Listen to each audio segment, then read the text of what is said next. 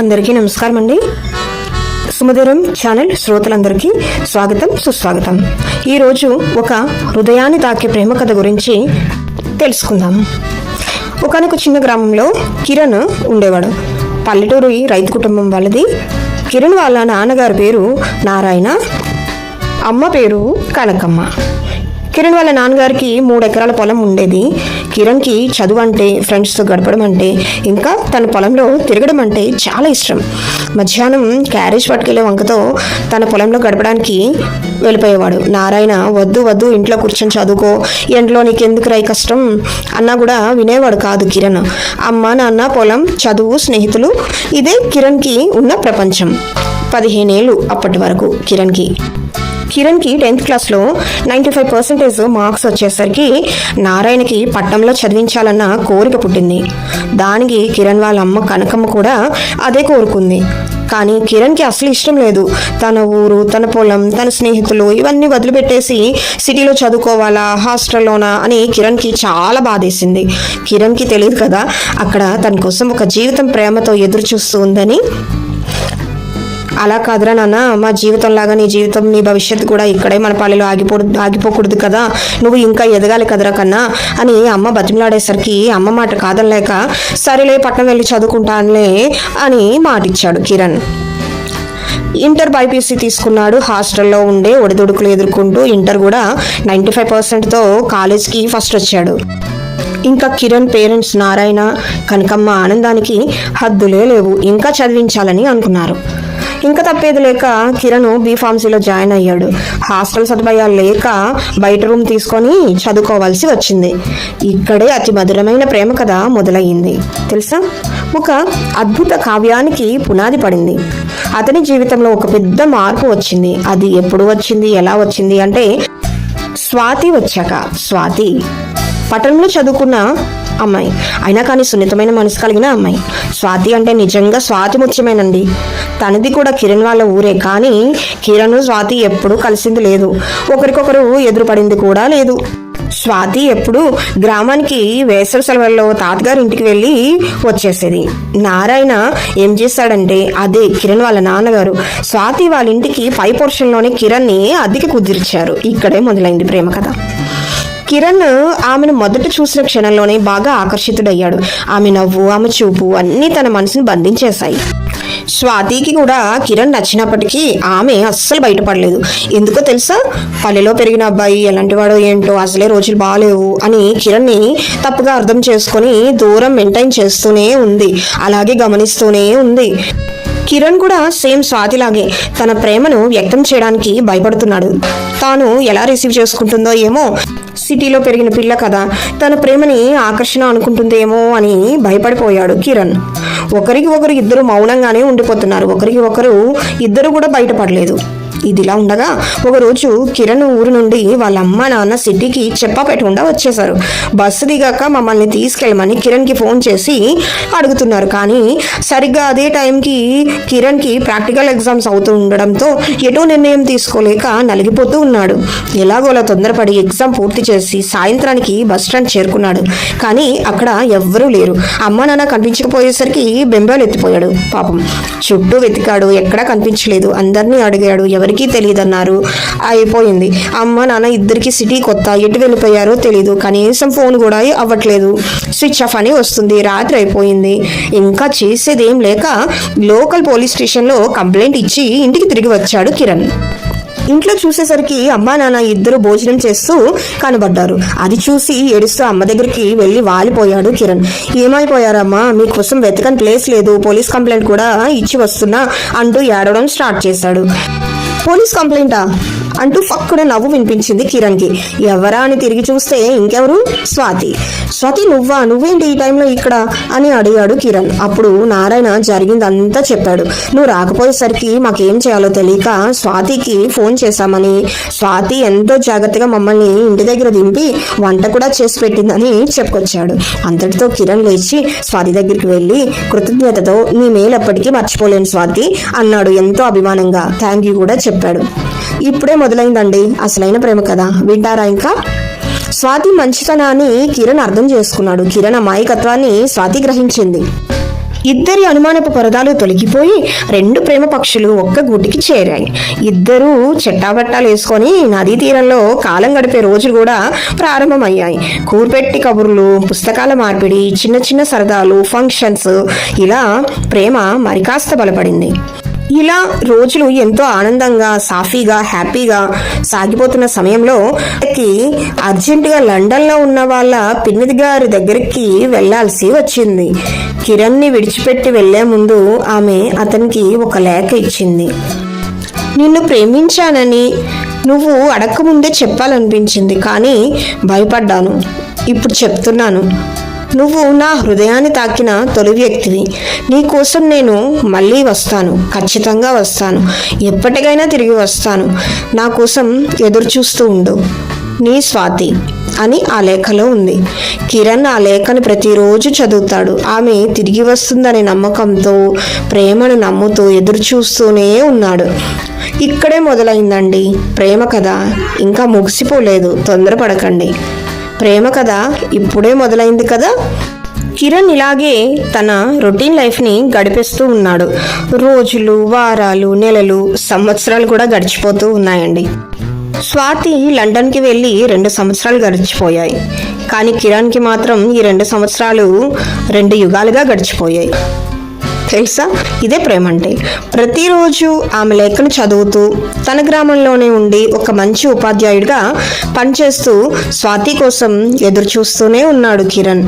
ఒకరోజు స్కూల్లో విద్యార్థులకు మీ మోటివేషనల్, ఇన్స్పిరేషనల్ పర్సన్స్ గురించి మాట్లాడమని చెప్పండి అని స్టూడెంట్స్ అడిగితే కిరణ్ వాళ్ళ నాన్న, అమ్మ, అలాగే స్వాతి గురించి కూడా చెప్పాడు. తన ప్రేమ గురించి నేరుగా చెప్పకపోయినా ఒక చక్కని కథలా వివరించాడు పిల్లలకి. ఆ పిల్లలు కూడా చాలా ఆశ్చర్యపోయారు. ప్రేమ అంటే ఇంత ప్రామాణికంగా, ఇంత గంభీరంగా ఉంటుందా అని ఆశ్చర్యపోయారు. అలాగే స్వాతిది కూడా ఇదే పరిస్థితి అండి. స్వాతి లండన్లో ఉన్నా కూడా కిరణ్ని మర్చిపోలేకపోయింది. చదువుల తర్వాత కుటుంబ ఒత్తిడితో జాబ్ మొదలుపెట్టింది. కానీ మనసు మాత్రం ఎప్పటికీ ఆ గ్రామపు తీరాలకే వెళ్ళిపోయేది కిరణ్ దగ్గరికి. కిరణ్ గురించి ఎంక్వైరీ చేస్తూనే ఉంది. కానీ కిరణ్కి మాత్రం ఆ విషయం తెలియదు. కిరణ్ తన జీవితంలో ప్రత్యేకమైన వ్యక్తిగా మారిపోయాడని స్వాతికి అయితే అర్థమైపోయింది. ఇక్కడే మొదలైందండి అసలైన ప్రేమ కథ. మళ్ళీ ఒకరోజు ఒక వర్షపు సాయంత్రం కిరణ్ యాజ్ యూజువల్గా స్కూల్ నుంచి తిరిగి వస్తున్నాడు. రోడ్డు మీద నడిచి వెళ్తూ ఉండగా ఊరిలో ఓ పెళ్లి సంబరాలు కనిపిస్తూ ఉన్నాయి. ఆ కోలాహలాన్ని చూస్తూ ఇంటివైపు నడుస్తున్న సమయంలో ఎవరో వెనుక నుంచి పలకరించారు. కిరణ్ అతడు తల తిప్పి చూశాడు. అది ఇంకెవరో కాదండి, స్వాతియే. వర్షంలో తడిగా, గమ్మత్తుగా అప్పుడే వచ్చినట్టే అనిపించింది. ఇద్దరూ ఒక క్షణం శబ్దం లేకుండా చూస్తూ నిలిచిపోయారు. ఆ చూపుల్లో 2 ఏళ్ళు దాగున్నాయండి. అనుమానాలు, ఆశలు, ప్రేమలు అన్నీ కలిసి ఒకే చూపులో బయటపడ్డాయి. నువ్వు తిరిగి వస్తావని నాకు తెలుసు, కానీ ఇంత సడన్గా వస్తావని అనుకోలేదు అన్నాడు కిరణ్ చిరునవ్వుతో, హ్యాపీగా. స్వాతి ఇలా అంటుంది, ఇక నిన్ను వదిలి ఉండలేను కిరణ్. ఊహల్లో చూసుకోవడం ఇంకా సరిపెట్టేసి నిజంగా నీతో జీవించాలని ఉంది అని అన్నది. ఇప్పుడు మొదలైంది అసలైన ప్రేమ కథ. కిరణ్, స్వాతి కలిసి తమ పెద్దవాళ్ళతో మాట్లాడుకొని ప్రేమను పెళ్లిగా మార్చుకునే పనిలో పడ్డారు. గ్రామంలో ఒక చిన్న స్కూల్ మొదలుపెట్టారు. పిల్లలతో, పుస్తకాలతో, ప్రకృతితో, ప్రేమతో జీవితం స్టార్ట్ చేస్తున్నారు. మీ అందరికీ ఇక్కడ ఒక విషయం చెప్పాలి. తలుపులు కాదు ముఖ్యం, తత్వం. అదే ప్రేమ. కిరణ్ తన సిటీ చదువు ముగించి మంచి ఉద్యోగ అవకాశాలను వదిలేసి తన గ్రామంలోనే ఏదైనా స్టార్టప్ చేద్దామని గ్రామానికి తిరిగి వచ్చేశాడు. పట్టణానికి పోయి జీవితాన్ని మలుచుకోవచ్చు, కానీ గ్రామాన్ని మర్చిపోతే మన మూలాలు కోల్పోతాం అనేది అతని నమ్మకం. ఊరిలో స్కూల్ పరిస్థితులు దయనీయంగా ఉండడాన్ని చూసి ప్రభుత్వ పాఠశాలలో ఉపాధ్యాయుడిగా చేరాడు. ఇదంతా విన్న స్వాతి కిరణ్ ఆలోచనకి మంత్రముగ్ధురాలయ్యింది. తాను కూడా కిరణ్తో పాటు పల్లెలోనే ఉండి స్కూల్ నడిపిద్దామని నిర్ణయించుకుంది. అందుకు కిరణ్ కూడా చాలా హ్యాపీగా ఫీల్ అయ్యాడు. స్వాతి పట్టణంలో ఉన్న ఆమెకు జీవితంలో ఏదో ఒక వెలితి అనిపించేది. డిగ్రీలు, ఉద్యోగం, సౌకర్యాలు ఉన్న మనసులో ప్రశాంతత లేదు. కిరణ్ జీవన విధానం ఆమెకు ఆశ్చర్యాన్ని కలిగించింది. తనను మించి ఎదగొచ్చు, కానీ తన మూలాలను మర్చిపోకుండా సేవ చేయడం ఆమెను ప్రభావితం చేసింది. స్వాతి అప్పుడు తన జీవిత లక్ష్యం గురించి ఆలోచించడం మొదలుపెట్టింది. మన జీవితం స్వార్థంతో కాకుండా సార్థకంగా ఉండాలంటే మన పరిసరాలను మారుస్తూ ఉండాలి అనిపించింది స్వాతికి. ఆమె తల్లిదండ్రుల అనుమతి తీసుకొని గ్రామానికి వచ్చి కిరణ్ స్కూల్లోనే ఒక మంచి కోర్సు స్టార్ట్ చేసింది. ఇప్పుడు వాళ్ళ స్కూల్లో పాఠాలు మాత్రమే కాదు, జీవన విలువలు, సామాజిక బాధ్యత, శ్రమ పట్ల గౌరవం కూడా నేర్పించడం మొదలుపెట్టారు. ఒకరోజు ఒక విద్యార్థి అడిగాడు కిరణ్కి, సార్ మీరు మంచి జాబ్ చేసి డబ్బులు సంపాదించవచ్చు కదా, ఇక్కడ ఎందుకు ఉంటున్నారు అని అడిగాడు. కిరణ్ నవ్వుతూ అన్నాడు, పట్టణంలో జీతం సంపాదించవచ్చు, ఇక్కడ ఆశలు సంపాదిస్తున్నాం. లక్షల మందికి మార్గం చూపే ఒక విద్యార్థిని తయారు చేస్తే అదే అసలైన సంపద అని చెప్పాడు. ఈ కథలో మనకి అర్థమైంది ఏమిటి అంటే, ప్రేమ అనేది పొదుగుగా ఉండాలి, గొప్ప పనులకు మార్గం కావాలి. ప్రేమంటే స్వార్థం కాదు, ప్రేమంటే ఒక లక్ష్యంగా మారాలి. ఒకరి ప్రేరణ ఇంకొకరిలో మార్పును తీసుకురావాలి. మన చుట్టూ ఉన్న వాళ్ళలో ఎవరో ఒకరి జీవితంలో ఏదో ఒక కిరణ్ లేదా స్వాతి ఉంటారు. వాళ్ళు మనల్ని మార్చగలరు, కానీ అసలైన మార్పు మనలో నుంచే వస్తుంది. ఆ మార్పు ఎక్కడ దాగుంటుందో తెలుసా? మన ఉద్దేశంలో, మన కృషిలో, మన విలువల్లో ఆ మార్పు దాగుంటుంది. యువతకు స్ఫూర్తిదాయకంగా, మార్గదర్శకంగా, జీవితానికి గొప్ప పాఠాన్ని అందించేలా కిరణ్ స్వాతిల స్కూల్ మారిపోయింది. అంతే కదండి, మన మార్పే కదా ప్రపంచ మార్పు. కిరణ్ చదువులో మెరిసిపోయిన మేధావి. అతడు ఒక నిర్ణయం తీసుకున్నాడు, నాలో మార్పు ఏదైనా ఉంటే అది నా గ్రామం నుండే మొదలవ్వాలి అని. అతని ఆలోచన చిన్నది కాదు కదా, గ్రామం మారితే దేశం మారుతుంది. స్వాతి లండన్లో సాఫ్ట్వేర్ ఉద్యోగం చేసేది. ఆమె జీవితంలో అసంతృప్తి పెరిగిపోయింది.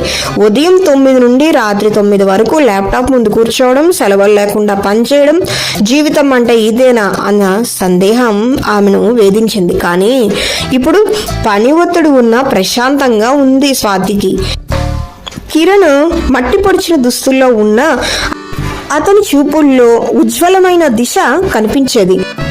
మట్టి పాఠశాల, పగుళ్ళ బల్లలు, కానీ విద్యార్థుల్లో ఆనందం, ఆశ ఇవి కూడా కనిపించేవి. ఇవే ఆమెకు కొత్త జీవితాన్ని ప్రసాదించాయి. స్వాతి ఆ రోజే నిర్ణయం తీసుకుంది, కిరణ్ పక్కన ఉండాలి అని అనుకోవడం కాదు, కిరణ్ తత్వాన్ని పక్కన పెట్టి నా భాగస్వామిగా మారాలి. పెళ్ళంటూ చేసుకుంటే కిరణ్నే చేసుకోవాలి. తాను బాగుండాలి అనుకోవడమే కాదు, తన ఊరు, తన జనం, తన దేశం బాగుండాలి అనుకునే వాడితోనే ఉంటే కదా తన ప్రేమకు సరైన అర్థం అనుకుంది. కిరణ్కి సహధర్మచారిణిగా జీవితాంతం ఉండాలని ఒక గట్టి నిర్ణయాన్ని తీసుకుంది స్వాతి.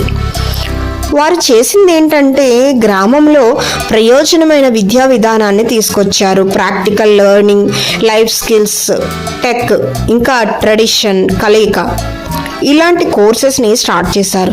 పిల్లలకు ఆత్మవిశ్వాసాన్ని నేర్పించారు.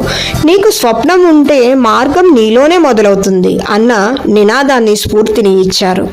యువతకు ఉద్యోగాల కోసం పరుగులు తీయకుండా అక్కడే స్థానికంగా ఉన్న చోటనే ఇండస్ట్రీస్, అగ్రికల్చరల్ స్టార్టప్స్ ఇలా ఎన్నో మొదలుపెట్టారు. ఇది ఒక గొప్ప ఘట్టం కదా. ఒకసారి కిరణ్, స్వాతి ఇంకా విద్యార్థుల ప్రతిభకు గుర్తింపుగా ఒక సైన్స్ ప్రాజెక్ట్లో విద్యార్థులు స్టేట్ వైజ్గా ఫస్ట్ పొజిషన్ని గెలుచుకున్నారు. కిరణ్, స్వాతిలు తమ కృషికి తగ్గ ఫలితం దొరికిందని సంబరపడిపోయారు. స్కూల్ మేనేజ్మెంట్ కూడా వీళ్ళు సాధించిన ఘనతకి ఆశ్చర్యపడి అబ్బురపడ్డారు. కిరణ్ మాట్లాడుతూ ఇలా అన్నాడు, పల్లెలో ప్రతిభ లేదు అనుకునే ముందు ఆ ప్రతిభకి వేదిక లేదు అనిపించుకోండి. మా పిల్లల్లో చూపు ఉంది, దారే చూపించాలి అని గర్వంగా చెప్పాడు. స్వాతి కూడా అదునుగా ఇదే చెప్పింది. ప్రపంచాన్ని మార్చాలంటే పెద్ద పోరాటం ఏం అవసరం లేదు. చిన్న పని, చిన్న ప్రేరణ సరిపోతుంది. ఒక విద్యార్థి ఆశ కలిగి ఎదిగితే 100 మందికి మార్గం చూపిస్తాడు, కిరణ్ లాగా. ఈ కథ నుండి మనకి అర్థమవుతున్నది ఏంటి అంటే, తక్కువలో తక్కువ అనుకోవద్దు. పెద్ద మార్పు చిన్న ప్రయత్నాల నుండే మొదలవుతుంది. తెలుసు కదా. ప్రేమంటే ఎప్పుడైనా ప్రేమ అనేది ఒకరి చెయ్యి పట్టుకొని కలిసి తిరగడం కాదు. ఒకరి కళ ఇంకొకరిని స్ఫూర్తిగా మార్చాలి. స్వాతి కిరణ్ చూసి మారినట్లుగా అన్నమాట. జీవితం లోకానికి వెలుగు ఇవ్వాలంటే మొదట మనలో దీపం వెలిగించాలి, అంతే కదా. ఇది కేవలం ఒక కథ కాదండి. మన చుట్టూ తిరిగే ప్రతి యువతీ యువకుడికి ఒక సందేశం. ఊరు, భవిష్యత్తు, సమాజం ఇవన్నీ మారాలంటే మొదట నువ్వే మారాలి. ఎవరో వస్తారు, ఏదో చేస్తారు అని అనుకోవడం కన్నా మార్పు అనేది మనలోనే మొదలైతే ఇంకా బాగుంటుంది. ఇది పాత మాటే అయినా ఎప్పుడు ఉండాల్సిన మాట కదండి. స్వాతి కిరణ్ల ప్రేమ కథ ప్రేమ అనుమానంతో మొదలైంది, కానీ ఒక మహాప్రస్థానంకి దారితీసింది. యువతకు మార్గదర్శకంగా మారింది. ప్రేమ అంటే సులువు కాదు, ప్రేమని పొందడం కూడా సులువు కాదు. అలాగే ప్రతి యువతి యువకులు తమ లక్ష్యాలు ఏంటో తెలుసుకుంటే వాళ్ళు బాగుంటారు, వాళ్ళ వల్ల మన సమాజం కూడా బాగుంటుంది కదా. ప్రతి ఒక్క యువతి యువకులు అందరూ కూడాను ఒక లక్ష్యంతో బతకాలి, లక్ష్యంతోటే నడవాలి. యువత బాగుంటేనే కదండి మన ఊరు బాగుంటుంది, మన సిటీ బాగుంటుంది, మన దేశం బాగుంటుంది, మన సమాజం కూడా బాగుంటుంది. యువత తప్పుదోవ పడితే ఇవి ఏవీ సాధ్యం కాదు, అంతే కదా. ఇదే నేను చెప్పదలుచుకున్నది. ఇంకా సెలవు.